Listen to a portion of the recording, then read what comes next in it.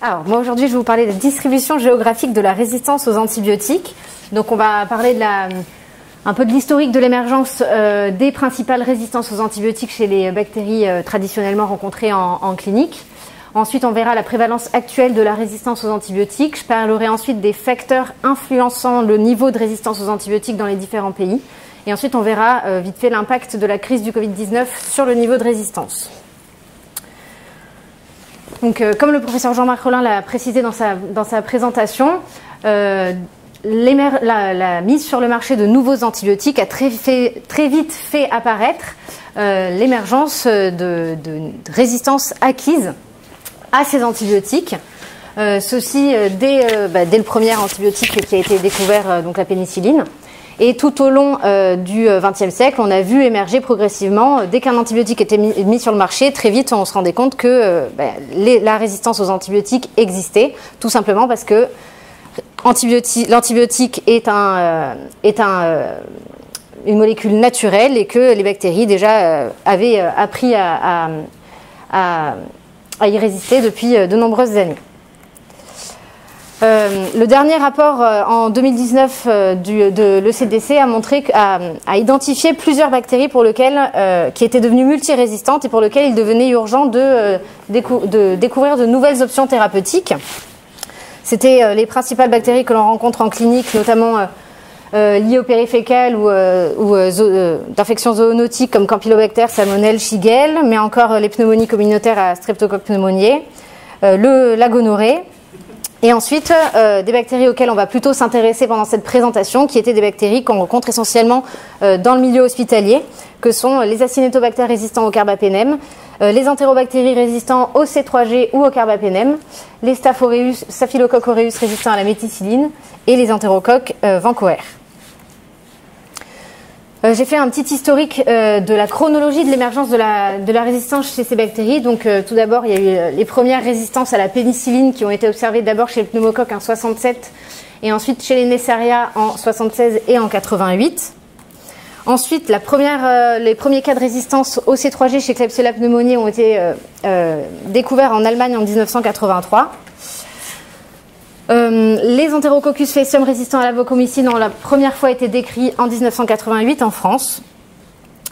Ensuite, on a vu apparaître des souches multirésistantes de Salmonelle, de Shigella et de Vibrio cholerae dans les années 90. Et ces dernières années, on a vu l'émergence de la résistance au carbapénème, principalement chez Klebsiella pneumoniae, avec différents gènes qui ont été décrits. D'abord KPC aux États-Unis en 1996. Ensuite, OXA48 en Turquie en 2004 et pour la dernière, NDM en Inde en 2008. Je vais vous parler maintenant de la prévalence actuelle de la résistance aux antibiotiques, principalement aux céphalosporines de 3e génération et au carbapénème chez Escherichia coli et Klebsiella pneumoniae et au carbapénème chez Acinetobacter baumannii, et de la résistance à la méticilline chez Staphylococcus aureus. Donc j'ai essayé un petit peu de regarder les dernières mises à jour qui avaient été faites sur l'épidémiologie de la résistance. Il y avait ce papier de 2021 qui a été réalisé par le programme de surveillance Global Smart, qui a étudié la résistance aux céphalosporines de 3e génération chez Escherichia coli et Klebsiella pneumoniae, des souches isolées entre 2018 et 2019. Le critère d'évaluation de la résistance, c'était des souches productrices de BLSE, mais qui restaient sensibles au carbapénème. Ils ont évalué ainsi la tendance de la prévalence de la résistance sur une période de 5 ans, et il y avait 59 pays qui ont participé à cette étude. Donc globalement, lorsqu'on regarde la diversité du niveau de résistance au C3G chez Escherichia coli, on voit que la prévalence est très variée en fonction des pays. Ça va de 3,3% pour la Norvège jusqu'à 65% presque au Mexique. Il y a un gros manque de données, on peut le voir en Afrique. Les principaux pays où la prévalence de la résistance au C3G chez Escherichia coli est la plus élevée, c'est principalement les pays de l'Asie et également les pays de l'Amérique latine. Et ce qu'on observe en fait sur ces 5 dernières années, c'est essentiellement une augmentation de la résistance à la fois en Asie justement et en Amérique latine. Sinon, dans les autres pays, c'est plutôt stable et on a une tendance à avoir une diminution du niveau de résistance en Europe de l'Est de la résistance au C3G chez Escherichia coli. Chez Klebsiella, les niveaux de résistance ne sont pas les mêmes. On a un niveau de résistance en Afrique qui est aux alentours de 30%. On a des niveaux de résistance après qui sont plus élevés en fait en Amérique latine. Et on a un niveau de résistance en Asie qui est de l'ordre de 25-28%. Par contre, c'est en Europe de l'Est, pardon, où on a un niveau de résistance qui est plus élevé, jusqu'à 40%. Et en fait, globalement, si on regarde pour Klebsiella, sur ces 5 dernières années, on a une diminution globale de la résistance chez Klebsiella, qui a été principalement vue en Chine. Par contre, on a une augmentation essentiellement en Amérique latine et aux États-Unis actuellement. Alors, je ne l'ai pas précisé tout à l'heure, mais ce qui est intéressant, c'est que on voit que les niveaux de résistance, par exemple en Italie et en Grèce, sont relativement faibles pour ce qui est de la résistance au C3G.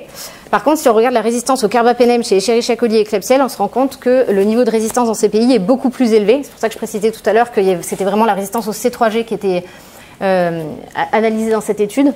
Parce qu'on a des niveaux de résistance dans ces pays, par exemple en Italie, qui sont de l'ordre de 29,5% pour les Klebsiella en 2020. C'est les données de l'EARS net qui sont à jour sur 2020. En Grèce, le niveau de résistance est de l'ordre de 66,3%. Et on a des niveaux de résistance qui augmentent, notamment en Roumanie et en Bulgarie. Donc principalement en fait en Europe de l'Est, on a des niveaux de résistance au carbapénème qui augmentent ces 5 dernières années.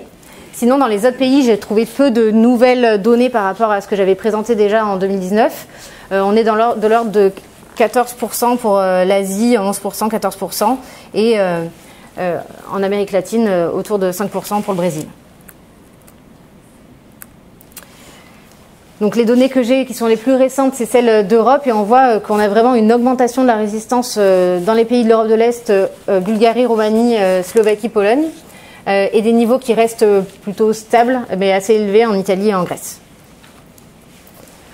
Pour ce qui est de la résistance au carbapénème chez Acinetobacter baumannii, j'ai trouvé peu de nouvelles données par rapport à ce que j'avais en 2019. Il y avait une étude, une revue assez récente qui a repris quelques données un peu plus récentes, où globalement, en fait, le niveau de résistance est très variable en fonction des études. Ça peut aller de 0 à 100%. Mais globalement, le niveau de résistance au carbapénème des Acinetobacter, il est quand même assez élevé entre... ça varie souvent entre 50 et 70% en fonction des pays. Il est plus faible en Europe et au Canada.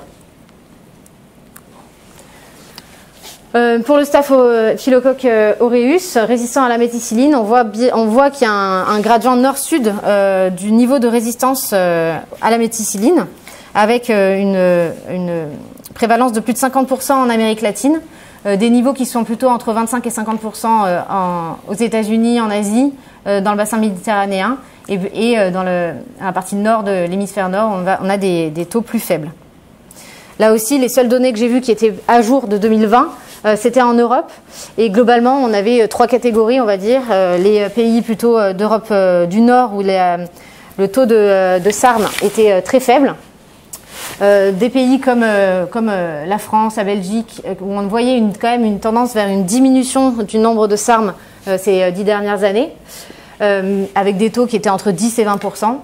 Et pour certains pays, notamment comme la Roumanie, l'Italie et la Grèce, on a des taux qui restent élevés, mais qui stagnent en fait entre 45 jusqu'à 60%. On va maintenant parler des facteurs qui influencent ce niveau de résistance pour essayer de comprendre pourquoi on a ces différences entre les pays. Donc actuellement, on voit la résistance maintenant, elle est vue selon une approche qui est globale, d'accord, où on va voir à la fois les niveaux de résistance à l'hôpital, chez les animaux et dans l'environnement. Ça, c'est le principe du One Health, on va dire. On voit on analyse ces différents écosystèmes au niveau local, et après il y a un niveau plus global. On va prendre en compte en fait des facteurs qui sont plus au niveau international. Donc globalement, on va avoir des clones multirésistants qui vont émerger dans différents milieux, par exemple à l'hôpital, mais aussi dans l'élevage animal et dans l'environnement, et qui vont constituer des réservoirs de gènes de résistance. Certains clones bactériens vont avoir la capacité de diffuser et de se transmettre et de s'adapter chez l'homme, mais aussi chez l'animal ou dans l'environnement. Et il va y avoir différents facteurs qui vont permettre qui vont favoriser la diffusion de ces bactéries multirésistantes ou de ces gènes de résistance. Le premier facteur qui a été étudié, c'est l'utilisation d'antibiotiques à la fois en clinique mais aussi chez l'animal. Donc là, c'était un des derniers papiers, pareil, sur la consommation d'antibiotiques dans le monde en clinique, qui avait été publié, où on pouvait observer que les principaux pays qui étaient consommateurs d'antibiotiques en médecine humaine étaient les pays qui avaient développé. Et donc, il y avait une discordance au final entre les cartes que je vous ai montrées tout à l'heure et l'utilisation des antibiotiques en clinique, vu que la plupart des pays dont je vous ai parlé où le niveau de résistance était le plus élevé, c'est essentiellement des pays en développement. Et on voit que ce n'est pas les pays qui consomment le plus d'antibiotiques. Cependant, comme je vous ai dit, il faut prendre en compte aussi d'autres facteurs, notamment l'utilisation d'antibiotiques dans l'élevage. Et il y a plusieurs papiers qui ont montré maintenant que lorsqu'on interdisait certains antibiotiques qui sont utilisés à la fois en médecine humaine et en médecine vétérinaire, eh bien, on permettait de faire diminuer le niveau de résistance, notamment dans les élevages. Ensuite, il y a d'autres facteurs qui peuvent influencer le niveau de résistance et qui sont liés notamment au traitement des eaux usées. Et en fonction évidemment du développement de ces traitements des eaux usées, on va pouvoir limiter la diffusion des gènes de résistance. Ensuite, il y a des travaux qui sont de plus en plus réalisés sur l'impact de la présence d'antibiotiques et de molécules non antibiotiques dans l'environnement. Et notamment, il y a une revue très récente qui est sortie en 2022 sur justement l'influence de ces facteurs non antibiotiques sur en fait la capacité sur la dissémination de gènes de résistance et sur la faculté à favoriser les transferts par conjugaison, transduction, transformation ou vésiduction. Ils ont notamment fait dans cette revue parler de l'influence de la température mais aussi de la densité bactérienne qui favorise le transfert de certains gènes de résistance, également de certaines molécules non antibiotiques comme les AINS ou les antiépileptiques, de certains biocides ou herbicides comme le glyphosate qui peuvent favoriser les transferts de gènes, le transfert de plasmides par exemple, ou alors d'autres composants tels que les métaux lourds, les colorants, les nanomatériaux, etc. Il y a aussi un impact du traitement justement des eaux usées, notamment par chlorination, traitement UV ou photocatalyse, qui là aussi peuvent favoriser le transfert de certains gènes de résistance. Donc c'est des études pour l'instant qui ont été réalisées, il n'y en a pas beaucoup. C'est difficile de vraiment montrer l'impact de ce niveau, de ces phénomènes sur le niveau de résistance aux antibiotiques, tout simplement parce que en fait, la résistance aux antibiotiques est multifactorielle. Donc c'est difficile de montrer qu'une molécule va avoir un effet vraiment sur la résistance aux antibiotiques, mais c'est de plus en plus d'actualité. Enfin, je vous ai dit qu'il y avait aussi des facteurs liés plus globaux, liés en fait notamment à la mondialisation, aux échanges commerciaux, par le transfert d'animaux, de produits qui peuvent contenir des bactéries multirésistantes et qui vont contribuer ainsi à la dissémination des gènes de résistance. Liés aussi au déplacement des populations, que ce soit lors de conflits ou alors liés au tourisme. Les animaux sauvages aussi représentent une source, un réservoir de gènes de résistance et certains animaux, notamment les oiseaux migrateurs, qui vont aussi pouvoir transférer la résistance comme ça d'un pays à l'autre. Et enfin, il y a le climat qui peut également avoir un impact sur le transfert de bactéries. Alors ça a été prouvé notamment pour les maladies infectieuses transmises par des vecteurs. Mais il y a également quelques travaux qui montrent que l'augmentation de la température de 10 degrés entraîne une augmentation du niveau de résistance aux antibiotiques. Donc l'utilisation des antibiotiques est le facteur généralement dont on parle le plus fréquemment pour parler de pression de sélection et de l'augmentation de la résistance aux antibiotiques. Mais vous voyez que déjà on manque de données vraiment réelles de la consommation d'antibiotiques. Les papiers que je vous ai montrés ne prennent pas en compte tous les antibiotiques qui sont utilisés sur le marché noir. Il y a aussi certains antibiotiques qui peuvent être de qualité moindre par rapport à d'autres antibiotiques et donc favoriser l'émergence de résistance. Et on peut avoir un mésusage en clinique de ces antibiotiques.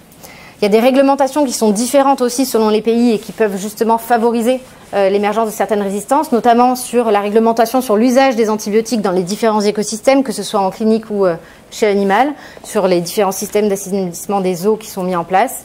Et après, il y a tous les autres facteurs dont je vous ai parlé, pour lesquels il est difficile de faire d'évaluer l'impact de ces facteurs sur la résistance aux antibiotiques. Donc ensuite, je vais parler un petit peu de l'impact du Covid-19 sur la résistance aux antibiotiques, vu que j'ai trouvé peu de nouveaux papiers en fait parlant de l'évolution du niveau de résistance aux antibiotiques.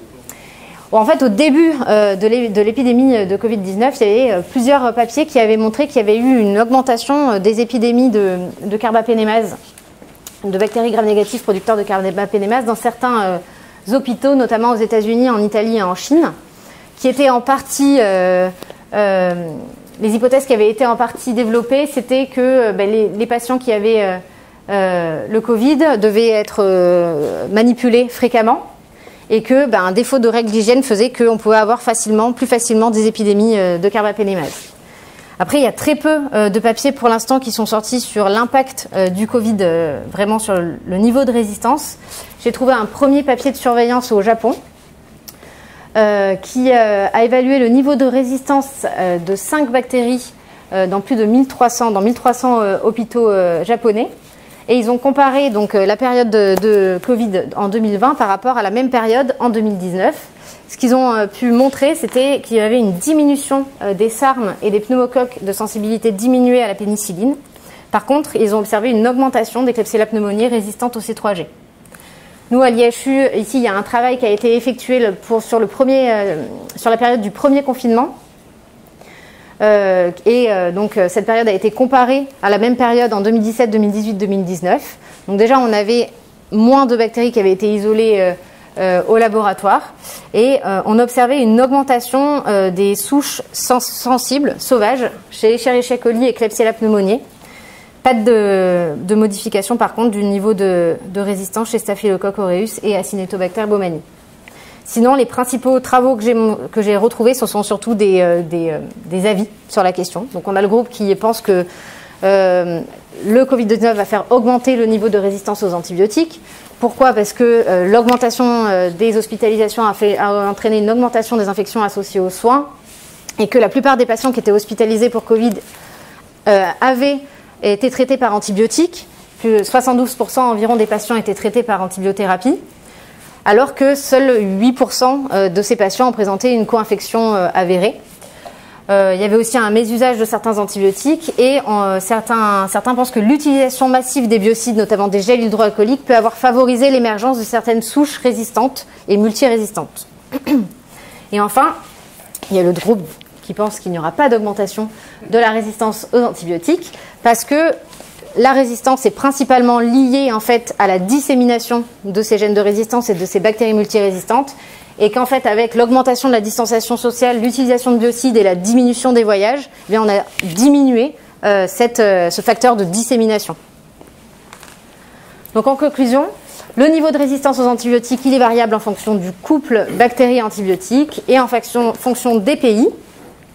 On a vraiment besoin d'un système de surveillance efficace du niveau de la consommation et du niveau de la résistance aux antibiotiques, car on a un vrai manque de données, notamment en ce qui concerne l'Afrique subsaharienne, et pour évaluer également la consommation réelle d'antibiotiques. C'est un phénomène, donc le niveau de résistance, en fait, les facteurs de résistance, en fait, ils sont multifactoriels, il y a de nombreux facteurs confondants, donc c'est difficile d'évaluer ces facteurs, notamment les facteurs non antibiotiques. Et donc pour l'impact de la crise du Covid-19, il y a quand même des mises en place de procédures de limitation de la transmission des micro-organismes qui pourraient avoir être en faveur d'une diminution de la transmission des bactéries multirésistantes. Et sinon, c'est l'augmentation de la consommation d'antibiotiques qui pourrait avoir fait augmenter la résistance. Donc on verra ça bientôt. Je vous remercie pour votre attention.